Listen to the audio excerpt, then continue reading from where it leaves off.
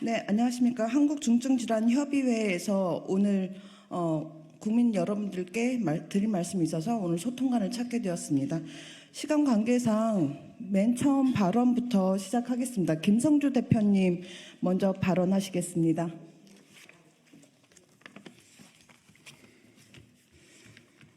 안녕하십니까. 중증질환연합회 대표를 맡고 있는 김성주입니다. 환자가 빠진 협의체는 재검토해야 한다는 저희 의견을 기자회견을 통해서 전달드리고자 합니다. 지난 6일 여당 대표가 의료 공백 해소를 위한 사회적 대안을 제안하고 야당이 이를 받아들여 여야 의정협의체 구성이 급물살을 타게 되었습니다. 저희 한국중증질환연합회 환우들은 지난 7개월간 고통스럽게 의료 공백을 견뎌왔습니다. 가족과 함께 운 날이 많고 가족 몰래 혼자 운 밤은 더 많습니다. 정치권이 이 문제에 대해 무관심으로 일관하거나 정쟁화하는 대신 늦었지만 이제라도 진지하게 해법 모색에 나선 것을 환영합니다. 하지만 지금도 과연 정치권과 정가에서 옳은 방향으로 가닥을 잡고 있는지 믿음이 가지 않습니다. 무엇보다 정치권이 여야 의정 협의체를 만든다면서 전공의를 포함한 의료계의 의견만 구하고 환자 단체 의견을 묻지 않는 것에 실망하고 분노하지 않을 수 없습니다. 여야와 의사와 정부는 누구를 위해 존재합니까? 저희들은 정치권에서 시작된 이번 사회적 대화 논의가 첫발부터 크게 잘못되었다고 생각합니다. 여야 의정 협의체라는 말 속에는 환자가 어디에도 없습니다. 이에 저희 한국중증질환연합회는 여야 의정 합의체 대신 여야 환의정 협의체 구성을 정식으로 제안합니다. 저희들은 환자가 빠진 그 어떤 협의체도 구성도 지지할 수 없습니다. 저희 한국중증연합회 환우들은 정부가 의료개혁을 구상하고 착수하고 진행해온 과정에 대해 많은 아쉬움을 느끼고 있습니다. 그동안 의료계는 2000년 의약분업, 2007년 의료법 개정 추진, 2014년 원격 의료 허용 추진, 2020년 공공의대 설립 법안 및 한약 급여화 추진 등에 반대하며 여러 차례 집단 행동을 벌여왔습니다. 이번에도 충분히 의료계의 반발을 예상할 수 있었던 만큼 정부는 환자의 고통을 줄일 수 있는 방책을 빈틈없이 준비한 뒤 개혁에 착수했어야 합니다. 역대 정부가 개혁을 미루고 문제를 방치한 것 못지않게 현 정부의 치밀하지 못한 개혁 방식 역시 그 책임이 무겁습니다. 다만 저희들은 정부가 제시한 의료개혁의 큰 방향성만은 공감하고 있습니다. 필수 의료 수가를 대폭 상향하고 상급 종합병원을 전문의 중심으로 재편하고 지역 의료를 살리겠다는 정책 내용도 옳다고 생각합니다. 다만 공공의료에 대한 구체적인 언급 없이 준비한 것에 대해서는 문제가 심각하다고 저희는 생각합니다. 기왕 의료개혁에 착수한 만큼 정부는 안이한 태도를 버리고 책임감 있는 태도로 철저하게 국민의 약속한 바를 이행하시기 바랍니다. 특히 블랙리스트를 만들어 복귀 전공의를 조리돌림하는 일부 의료계 인사들을 신속하게 추적해 엄하게 처벌해 주십시오. 블랙리스트 작성과 유포는 환자를 선택한 의사들을 집단적으로 따돌리는 행위입니다. 공공연한 살인 모의와 무엇이 다를까요? 저희들은 정부가 말이 아닌 행동으로 법과 정의를 환자들에게 보여주기 강력하게 요구하는 바입니다. 저희들은 그동안 정치권이 개최한 간담회와 청문회에 성실하게 출석하였으나 그때마다 쓰디쓴 실망감을 삼켜야 했습니다. 외람되지만 여야 모두 저희들이 겪고 있는 고통을 해결하려 하시기보다 그저 저희들의 고통을 무기삼아 정부를 공격하거나 방어하려 하신다는 느낌을 받았기 때문입니다. 저희들은 몸이 아픈 사람들입니다. 돈도 없고 힘도 없습니다. 남은 시간이 얼마나 될지 자진할 수 없는데 그 시간마저 온전하게 자신과 환자를 돌보는 데 쓰지 못하고 의료개혁 경과를 애태우며 지켜보고 있습니다. 저희들은 시간이 없습니다. 일부 의료계가 2025년도 의대 정원까지 원점 재검토하라고 주장하는 것도 기가 막힌데 정치권 일부가 저희 의견도 묻지 않고 의료계의 일방적인 요구를 수용하려는 듯한 모습을 보이는 것 역시 여야를 불문하고 용납할 수 없습니다. 간담회 청문회를 열어 저희 고통을 들으셨으니 이제는 여야 환의정 협의체를 만들어 저희들이 무엇을 요구하는지 물어주실 차례입니다. 의사들에게만 마이크를 쥐어주시지 말고 저희들에게도 의료 시스템에 어떤 변화를 바라는지 물어봐 주십시오. 저희들은 의사 면허가 없습니다만 우리나라 의료 시스템의 좋은 점과 나쁜 점을 환자보다 더 깊숙이 아는 사람은 많지 않다고 생각합니다. 의사 눈에 보이지 않는 부분이 환자의 눈에는 보입니다. 저희는 의료개혁의 여러 측면에 대해 과학적이고 합리적인 안을 낼 준비가 되어 있습니다. 반드시 저희와 함께 의정 환의협 협의체를 만들어 주시기 바랍니다. 2024년 9월 12일 한국중증질환연합회 대표 김성주 이상입니다. 네, 다음은 한국식도암 환우회 대표 정승표 대표님의 말씀이 있으셔야 되는데요. 지금 건강 상태가 좋지 않으셔서 요양 안에 있으셔가지고요. 제가 대독을 하도록 하겠습니다. 신뢰할 수 있는 사회를 위하여 장기화되는 의료 사태는 언제까지 지속될까요? 과연 우리 국민들이 기대하는 열매를 맺을 수는 있겠습니까? 암 환자의 한 사람으로 조속하게 해결되기를 불안한 마음으로 노심초사 기다리면서 소신의 말씀 드리겠습니다. 의정 간의 다툼에서 누가 승리하더라도 피 흘린 상처는 남을 것이지만 현실적으로 관망할 수밖에 없는 환자와 가족 그리고 국민들은 최종적인 희생을 감수하여야 하는 것이 지금의 의료 상황입니다.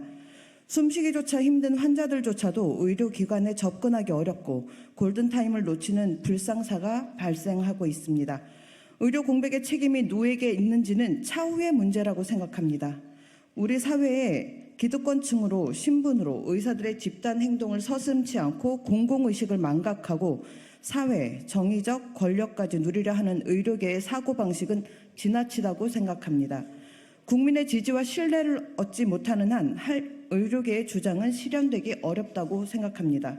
언젠가 공약으로 발표한 것으로 알고 있지만 정부의 의료 정책으로 공공의료기관을 설립하여 국가에서 의사를 양성하고 일정 기간 동안 의무적으로 복무하는 제도를 마련하면 초고령 사회를 맞은 우리 사회에 향후 안전한 의료 시스템을 구축할 수 있으리라고 봅니다. 따라서 정치권이 제안한 의료 현안 협의체에 우리 환자들도 함께하고자 요구하는 것은 당연하다고 생각합니다. 이번 의료계 정부, 여야 협의체에 환자의 자리도 함께 준비해 주시길 간곡히 부탁드리겠습니다. 2024년 9월 12일 한국식도암 환우회 대표 정승표 대표입니다. 네, 다음은 한국다발골수종 회장 백민환 대표님 말씀 있으시겠습니다. 네. 여야 의정 협의체 환자 단체가 빠져 있는 상황에 대한 우리의 의견. 여야 의정 협의체는 의료 개혁과 의대 중환 문제를 논의하기 위해 구성된 협의체입니다. 환자는 의료 정책의 직접적인 영향을 받는 당사자들로서 정책 결정에 있어서 매우 중요합니다. 환자들은 의료 서비스의 최종 소비자입니다. 환자들의 경험과 요구는 정책 결정의 성공 여부를 결정짓는 중요한 요소입니다. 환자 단체의 참여는 의료 서비스의 질을 높이고 국민의 건강과 안전을 보장하는 데 필수적인 과정입니다. 정부는 환자단체의 참여를 보장하고 환자의 목소리를 정책에 반영한 것은 또한 정치권의 중요한 책임 중 하나입니다. 환자단체의 참여로 포괄적이고 실효성 있는 의료 정책을 수립할 수 있을 것입니다. 환자단체 배제의 문제점 몇 가지를 말씀드리고자 합니다. 첫째, 환자단체가 참여하지 않는 상황에서는 환자의 실제 요구와 의견이 충분히 반영되지 않을 수 있습니다. 이는 의료 정책의 실효성을 떨어뜨릴 수 있으며 환자의 권익이 소홀히 다뤄질 가능성이 큽니다. 둘째, 환자단체가 참여하지 않는 상황에서는 정책 시행 과정에서 환자들의 저항과 불만이 초래될 수 있습니다. 환자들의 다양한 목소리를 반영하여 정책의 균형을 맞추고 실제 요구를 반영할 수 있습니다. 셋째, 환자단체가 참여하지 않는 상황에서는 환자단체가 여야 의정협의체에 참여하여 논의 과정을 투명하게 공개하고 지속적으로 환자단체와 소통하는 것이 필요합니다. 이를 통해 환자단체의 신뢰를 얻고 정책의 실효성을 높이며 정책 시행 과정에서 발생되는 문제를 신속하게 해결할 수 있는 시스템을 갖출 수 있습니다. 환자단체의 참여는 의료 정책의 성공적인 시행을 위해 필수적입니다. 여야 의정협의체가 환자단체의 목소리를 반영하여 보다 균형 잡힌 정책을 마련하여 진정으로 국민의 건강과 복지를 증진시킬 수 있을 것입니다. 네, 한 가지 정정드리겠습니다. 방금 말씀하시기로 했던 분은 백민환 대표님이신데 지금 개인 일정 때문에 오늘 못 오셔서 지금 발언하신 분은 암환자권익협의회 반징수 이사님이십니다. 예, 수정 부탁드리겠습니다. 다음은 한국 루게릭 연맹회 회장 김태현 회장님 발표 있으시겠습니다. 의료 대란 해결 방안을 한국 누기리 연맹 회장 김태현님의 의견을 대독하겠습니다. 의료 시스템이 잘 되어 있는 의료 선진국이 어쩌다가 아프면 안 되고 아프면 죽는 나라가 되었습니까? 행정부의 의료 정책 담당자들은 장단기 의료 개혁을 무대책으로 일관하면서 전공의들이 스스로 지쳐 돌아올 것으로 생각하고 있습니다. 하지만 그들은 피부과, 성형외과 등에서 많은 돈을 받고 아르바이트를 하고 있는 실정입니다. 하지만 응급 및 초응급 환자들은 응급실 뺑뺑이 돌다 죽어도 그 누구도 책임을 지지 않고 있습니다. 국민의 약 80%가 의료개혁을 지지하고 있는데 여야 국회에서는 표를 의식해서 개혁은 뒷전이고 의사 집단 달래기에 혈안이 되어 있는 현실입니다. 의료 시스템을 바꾸면 의료 대란은 간단히 해결됩니다. 그 방법으로는 첫째, 응급이나 중증 질환자만 보게 되면 병원이 파산하는 시스템을 개선해야 합니다. 둘째, 빅5 병원은 전공의 비율을 60%에서 20%로 낮추고 전문의를 채용해야 합니다.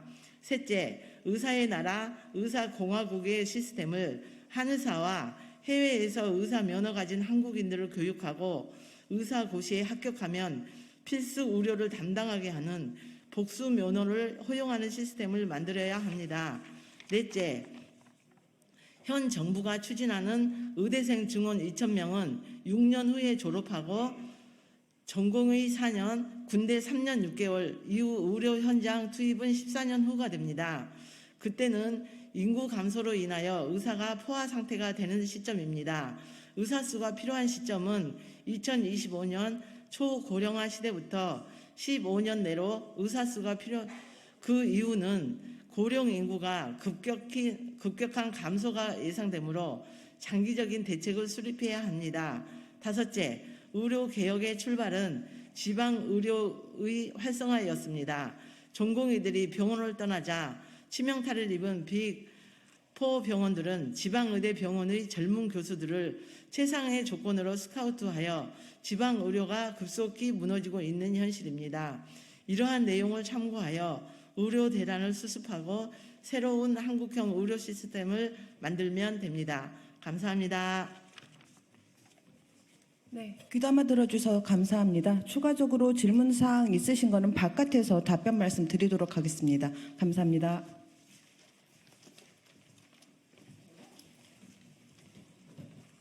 바깥으로 좀